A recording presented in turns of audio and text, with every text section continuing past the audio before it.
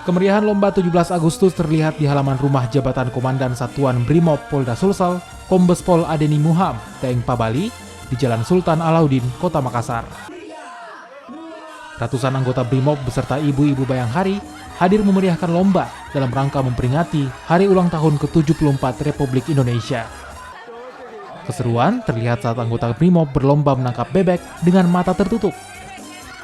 Lomba lain yang tak kalah seru adalah lomba makan biskuit tanpa disentuh.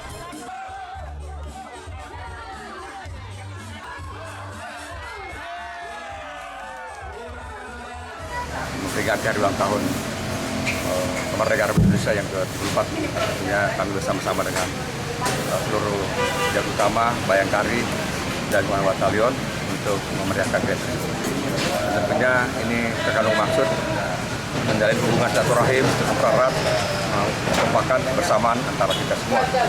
Yang diharapkan bisa seperti ini kita juga mengenang kembali para pahlawan terdahulu kita, sehingga semangat daripada para pahlawan terdahulu kita untuk sama-sama kita meneruskan kemerdekaan ini dengan mengisi